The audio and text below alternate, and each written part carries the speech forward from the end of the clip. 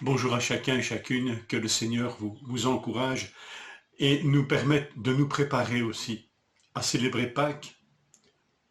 Nous sommes en chemin en fait, nous sommes en route vers cette fête de Pâques et j'aimerais lire avec vous la réflexion d'un homme à propos de la lecture de l'Ancien Testament. N'est-ce pas ce que nous sommes en train de faire en lisant le livre des psaumes? Quelle question extraordinaire que pose cet eunuque à Philippe. « Je t'en prie, dit-il, à propos de qui le prophète dit-il cela? Est-ce à propos de lui-même ou de quelqu'un d'autre ?» Et nous savons que le ministre de Candace, cet eunuque, était en train de lire le livre du prophète Ésaïe, et notamment le chapitre 53. Mais est-ce à propos de lui-même que le prophète dit cela, ou à propos d'un autre? Quelle question aussi nous pouvons nous poser en permanence en lisant le livre des psaumes? Est-ce de lui-même que David parle, ou les auteurs des psaumes, ou est-ce de quelqu'un d'autre? Eh oui, c'est de quelqu'un d'autre. Et Philippe prit la parole, et en partant de ce texte de l'Écriture, il lui annonça la bonne nouvelle de Jésus. Et c'est ce que Pierre fit le jour de la Pentecôte, n'est-ce pas? Vous me dites, tu es en train de nous dire qu'on va célébrer bientôt Pâques et tu nous parles déjà de Pentecôte. Mais oui, parce que toutes ces fêtes, finalement, pointent l'une vers l'autre. Il n'y a pas de Pentecôte sans Pâques, bien sûr. Mais le jour de la Pentecôte, Pierre va prêcher, va annoncer l'Évangile, et il va le faire notamment à partir de la lecture du psaume 16. Et voici ce qu'il dit. « En effet, David dit à propos de lui, « Je voyais constamment le Seigneur devant moi, parce qu'il est à ma droite afin que je ne sois pas ébranlé.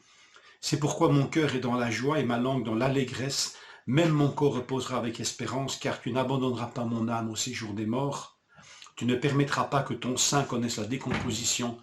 Tu m'as fait connaître les sentiers de la vie. Tu me rempliras de joie par ta présence. » Et l'apôtre continue. « Mes frères, qu'il me soit permis de vous parler en toute franchise au sujet du patriarche David. Il est mort et il a été enseveli. Et son tombeau existe encore aujourd'hui parmi nous. Or il était prophète et il savait que Dieu lui avait juré par serment de faire surgir le Messie, un de ses descendants, pour le faire asseoir sur son trône. C'est donc la résurrection du Christ qu'il a prévue et annoncée en disant qu'il ne serait pas abandonné au séjour des morts et que son corps ne connaîtrait pas la décomposition. C'est ce Jésus que Dieu a ressuscité, nous en sommes tous témoins.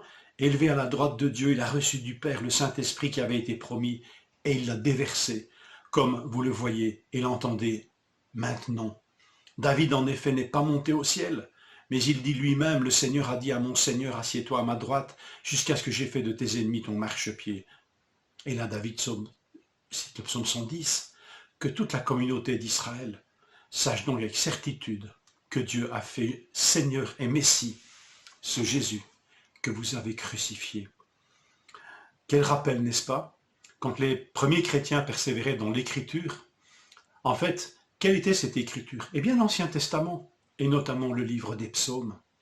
Et c'est par ces psaumes et par cette écriture de l'Ancienne Alliance que ces hommes et ces femmes étaient instruits concernant le salut en Jésus-Christ. Quelle démonstration! Ce n'est pas une invention, c'est un accomplissement. Christ accomplit les Écritures. Quelle bonne nouvelle, n'est-ce pas?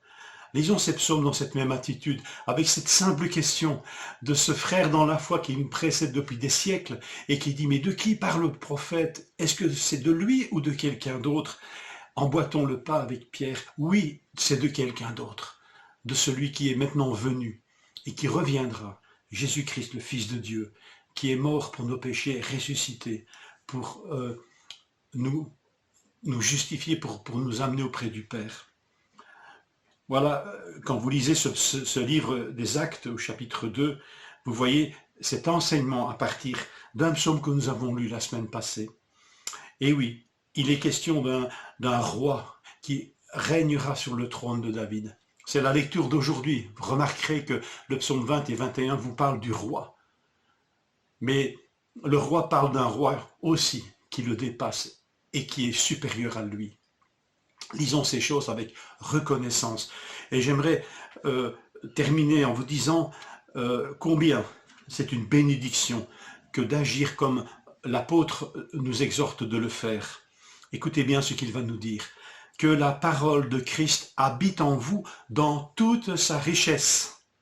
Instruisez-vous, avertissez-vous les uns les autres en toute sagesse par des psaumes, et puis par des hymnes et des cantiques spirituels. Chantez le Seigneur de tout votre cœur sous l'inspiration de la grâce.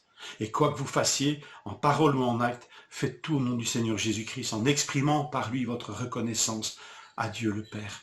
Instruisez-vous, avertissez-vous en toute sagesse. Et il commence par des psaumes. Qu'il en soit ainsi, que le Seigneur nous édifie et nous fasse vraiment percevoir la figure extraordinaire de notre Sauveur au travers de nos lectures des psaumes.